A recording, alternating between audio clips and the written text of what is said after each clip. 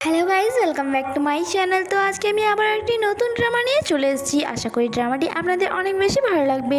So friends, আমার explanation যদি ভালো লেগে থাকে প্লিজ চ্যানেলটি সাবস্ক্রাইব করে আমাকে সাপোর্ট করবেন। অ্যান্ড ভিডিও ভালো লেগে থাকলে লাইক আর কমেন্ট করতে ভুলবেন না। আপনাদের সাপোর্ট আমাকে অনেক বেশি মোটিভেট করে, তাই প্লিজ বন্ধুরা এভাবেই আমাকে সাপোর্ট করবেন যাতে আমি আরও এগিয়ে যেতে পারি অ্যান্ড আপনাদের জন্য এইভাবেই নতুন নতুন ড্রামার এক্সপ্লেনেশন নিয়ে আসতে পারি। তো চলুন বেশি দেরি না করে এক্সপ্লেনেশন শুরু করা যাক। তো ড্রামার শুরুতেই আমরা এই ড্রামার মেন ফিমেল লিডকে দেখি, যার নাম চ্যাংসি ছিল। অ্যান্ড সে এই সময় স্টোরের বাইরে চকলেট সেল করছিল অ্যান্ড এটা বলছিল যদি কেউ চকলেট বাই করে তাহলে তার সাথে বেলুন ফ্রিতে দেওয়া হবে। আর এইসব করতে করতে সে অনেক বেশি ক্লান্ত হয়ে পড়ে, তাই রেস্ট নেওয়ার জন্য যখনই সে বসে তার কাছে তার ফ্রেন্ডের মেসেজ আসে যে তুমি কি ফ্রি আছো। সেভাবে আজ ভ্যালেন্টাইন্স ডে অ্যান্ড সেই জায়গায় আমি আমার কাজে এত বেশি ব্যস্ত যে আমার বয়ফ্রেন্ডের সাথে দেখা করার টাইম নেই আমার। তখনই তার বস তাকে আওয়াজ দেয়, সেই জন্য সে সবাই ভেতরে যায়। অ্যান্ড এখানে বস তাকে কাস্টমারদের অ্যাটেন্ড করতে বলে। তখনই তার নজর যায় তার বসের ওপর যে এক্সপায়ারি হওয়া জিনিসপত্রের ওপর স্টিকার লাগাচ্ছিল যাতে এগুলি সে আবারও সেল করতে পারে। চ্যাংসি এইসব দেখে তার বসকে বলে, বস আপনি এভাবে কারো জীবন ঝুঁকিতে ফেলতে পারেন না। ওনার তাকে বলে ব্যবসায় এইসব দেখলে হবে না, আর এমনটা যদি করতে থাকি তাহলে আমার ব্যবসা কি করে চলবে, আর কার শরীর ভালো থাকলো না সে নিয়ে আমি বা অত ভাবতে যাবো কেন। তখনই ওই শপে এক লিটল বয় ব্রেড কিনতে এসেছিল অ্যান্ড তাকে দেখে চ্যাংসি তাকে বলে এই ব্রেডগুলি ভালো নয়, এগুলো এক্সপায়ার, তাই তুমি এটা নাও। আর এখানে ওই লিটল বয়টি তো কান্নাই শুরু করে দেয়, যা শুনে শপের ওনার এসে চ্যাংসিকে বকা দেওয়া শুরু করে যে তুমি আমার কাস্টমারদের আমার শপের ব্যাপারে ভুলভাল কেন বলছো। চ্যাংসি বলে আমি কখনোই কোনো ছোট বাচ্চার জীবন নিয়ে আপনাকে খেলতে দেবো না। তখনই সেই বেবিটি তার মমকে নিয়ে শপের ভেতরে চলে আসে অ্যান্ড তার মম অনেক রেগে শপের ওনারকে থাপ্পড় মারে বলে তোমার সাহস কি করে হলো আমার ছোট্ট ছেলেকে বুলি করা, এরপর থেকে আমি কোনোদিন আর তোমার শপে কিছু বাই করব না। চ্যাংসির বস তো তার প্রতি আগে থেকে অনেক বেশি ডিসঅ্যাপয়েন্টেড হয়েছিল। এইসব হওয়ার পর তো সে তার রাগকে কন্ট্রোল করে অ্যান্ড বলে আমার মনে হয় আমার শপে তোমার দ্বারা কাজ করা হবে না, তাই সমস্ত জিনিস গুছিয়ে এখান থেকে এখনই চলে যাও। চ্যাংসি বলে তোমার এই শপে আমারও কাজ করার কোনো ইচ্ছে নেই, তাই তাড়াতাড়ি করে আমার স্যালারি ক্লিয়ার করো যাতে আমি এখান থেকে তাড়াতাড়ি করে যেতে পারি।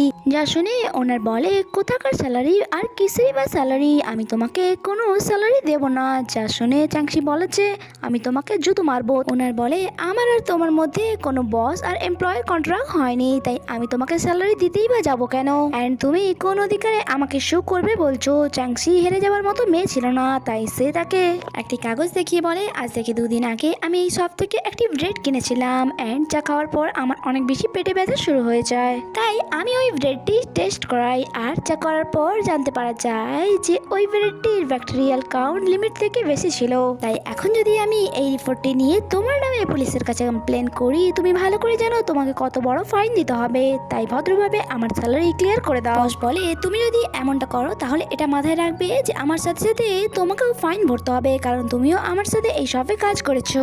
চ্যাংসি বলে আমাদের দুজনের মধ্যে তো কোনো কন্ট্রাক্টই হয়নি, তাই আমাদের মধ্যে বস আর এমপ্লয়ের মতো কোনো রিলেশনই নেই। এসব ছাড়ো এখন আমি হেলথ ডিপার্টমেন্টে তোমার ব্যাপারে কমপ্লেন জানাতে যাচ্ছি। শুধু তাই নয় আমি তোমার কমপ্লেন অ্যাডমিন ম্যানেজমেন্টেও করতে চলেছি। যা শুনে তার বস বলে ওকে ওকে তুমি জিতে গেছো, আমি এখন তো তোমার স্যালারি দিয়ে দিচ্ছি, বাট এরপর কোনোদিনও তোমার মুখ নিয়ে আমার এই শপে আসবে না। অ্যান্ড সে সেখান দিয়ে চলেই যাচ্ছিল, তখনই তার ফোনে 3000 ইউয়ানের মেসেজ ঢুকে চ্যাংসি রেগে যায় অ্যান্ড তার বসের কাছে গিয়ে বলে আপনি ভালো করে জানেন যে আমার স্যালারি 4000 ইউয়ান, তাহলে আপনি 3000 ইউয়ান কেন দিয়েছেন। বস বলে তুমি যে কাল ব্রেড কিনেছিলে অ্যান্ড তার আগে যা সমস্ত কিছু কিনেছো তার টাকা আমি এখান থেকে কাট করেছি। চ্যাংসি বলে ওইসব আইটেম তো এক্সপায়ার ছিল, তারপরেও আপনি আমার স্যালারি থেকে ওইসবের টাকা কিভাবে কাট করতে পারেন। ওনার বলে তো কি হয়েছে, এক্সপায়ার হতেই পারে, নিয়েছিল তো তুমি আমার সব থেকেই, তাই না। চ্যাংসিও বুঝতে পারে যে তার সাথে মুখে লাগা বেকার, তাই সে এখান থেকে চলে যায়। আর তার যাওয়ার পর ওনার জানতে পারে সে তো কোনো টেস্টই করেনি, বরং তার হাতে রাখা ওই পেপারটি একটি নর্মাল পেপার, যা দেখার পর ওনার অনেক বেশি রাগ হয়। চ্যাংসি জব থেকে ফায়ার হয়ে যাওয়ার পরও সে তার হাল ছাড়ে না অ্যান্ড সে ভাবছিল যে লাইফ মেনটেন করার জন্য আমি কি না করেছি, সত্যি মৃত্যুর থেকে তো বেঁচে থাকা অনেক বেশি কঠিন, বাট যাই হয়ে যাক আমি হেরে যাব না। নেক্সট সিনে আমাদের এই ড্রামার হিরোকে দেখানো হয় যার নাম মোবাই ছিল অ্যান্ড সে রিসোর্ট সাইটে একটি হোটেলে গিয়েছিল যা তারই হোটেল ছিল। আর সেখানে আসা মাত্রই হোটেলের স্টাফরা তাকে ইনফরমেশন দিচ্ছিল যে অ্যাকচুয়ালি মিস্টার লিউ অনেক বেশি রেগে আছে। অ্যাকচুয়ালি তিনি বাথ নিচ্ছিলেন অ্যান্ড বাথ নিতে নিতেই হঠাৎই ওনার নজর বাথরুমে থাকা একটি শাওয়ার স্ট্যান্ডের ওপর চলে যায়। আর যা দেখা মাত্রই তিনি এত হাঙ্গামা করেছে যে আমি মুখে বলতে পারবো না। আমি তাকে কতবার বলেছি যে তার রুম আমরা চেঞ্জ করে দেবো, বাট সে আমার কোনো কথাই শোনে না। অ্যাকচুয়ালি তার সাথে ডিল করা অনেক বেশি কঠিন। এরপর তারা এটাও জানায় যে নাম্বার 418 রুমে থাকা গেস্টদের যাওয়ার পর আমরা যখন রুম পরিষ্কার করি সেখান থেকে দুটি হ্যাঙ্গার মিসিং ছিল। মোবাইল অ্যাসিস্ট্যান্ট বলে যে তো তাদেরকে কল করে জিজ্ঞাসা করতে পারলে না? তারা বলে অ্যাকচুয়ালি আমরা কল তো করেছিলাম বাট কেউ কল রিসিভ করেনি। এরপর তার আরেক গেস্টের কথা বলে যে মিস্টার সেন 2 দিনের মধ্যেই রুম থেকে চেক আউট করতে চলেছে। অ্যান্ড লন্ড্রি রুম থেকে ওনার কোটের বাটন যে দুটি গায়েব হয়েছিল তা এখনো পাওয়া যায়নি। এইসব শোনার পর তো মোবাইল বলে মনে হচ্ছে সবকিছু আমাকেই হ্যান্ডেল করতে হবে যদি এভাবেই চলতে থাকে। আর যদি কেউ 0 রিভিউ দিয়ে দেয় তাহলে তো আমাদের হোটেলের রেটিং খারাপ হয়ে যাবে, যা আমি একদমই চাই না। আর তখনই এসে মিস্টার লিউর সাথে দেখা করতে ওনার রুমে যায়। মিস্টার লিউ তো আগে থেকে অনেক বেশি ডিসঅ্যাপয়েন্টেড ছিল। অ্যান্ড সে আসা মাত্রই বলে মোবাইল দেখো তোমাদের স্টাফ কি করেছে। এই চক্করে যদি আমার ইনফেকশন হয়ে যেত তাহলে তার দায় কি হোটেল নিত?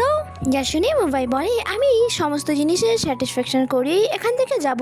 আর এমনিতেও আমাদের ওয়াটার সিস্টেম জার্মানি থেকে এক্সপোর্ট হয়েছে, তাই তাতে জাম্পস বা ভাইরাস থাকা ইম্পসিবল। বাট তাও আপনার মনের ভাবনা যে ভুল তা আমি প্রমাণ করে এখান থেকে যাব। অ্যান্ড তখনই পাশে পড়ে থাকা একটা গ্লাস নিয়ে শাওয়ার থেকে এসে পানি খেয়ে নেয়। আর রইল শাওয়ারে লেগে থাকা স্ট্রেসের ব্যাপারে। এটা স্ট্রেস নয়, বরং আমাদের শাওয়ার মেটাল দিয়ে তৈরি। অ্যাকচুয়ালি আপনার কোনো কমপ্লেনই ভ্যালিড নয়। বাট তাও আমি চাই যেহেতু আপনি আমাদের ভিআইপি কাস্টমার, তাই আপনার রুম থেকে আপনাকে অন্য একটি লাক্সারি রুমে শিফট করে দিতে। মেজলিও বলে না না তার আর কোনো দরকার নেই। বাট তাও মোবাইল বলে যে তা কি করে হয়, আপনি আমাদের ভিআইপি কাস্টমার, তাই আমি চাই না যে আপনি কোনো কারণে ডিসঅ্যাপয়েন্টেড হন। তারপর আমরা মোবাইলকে দেখি যে গিয়ে ব্রাশ করছিল। অ্যাকচুয়ালি শাওয়ার দিয়ে পানি খাওয়ার পর তার শরীর অসুস্থ হতে শুরু করে। অ্যান্ড সে এখানে বিশ্বাস করতে পারছিল না যে একটি কাস্টমারকে স্যাটিসফাইড করতে গিয়ে সে শেষমেশ শাওয়ারের পানি খেয়ে নিল। তখনই সেখানে ম্যানেজার চলে আসে যে বলে মিস্টার চ্যানের বাটন আমরা সার্চ করেছিলাম বাট তা অনেক বেশি এক্সপেন্সিভ, যদি তা আমরা কিনতে চাই তাহলে তা আমাদের বাজেটের বাইরে চলে যাবে।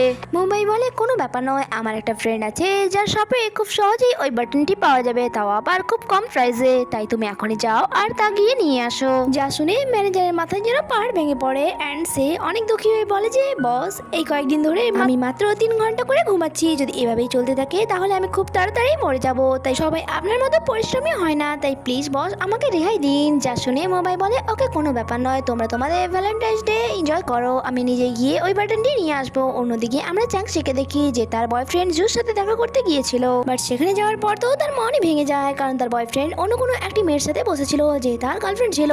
অ্যান্ড এখানে এই এপিসোডটি শেষ হয়। আগে কি হয় অ্যান্ড চ্যাংসি তার বয়ফ্রেন্ডের সাথে কি করে তা তো আমরা ড্রামার আগে গেলে জানতে পারবো। তাই guys stay connected, bye bye.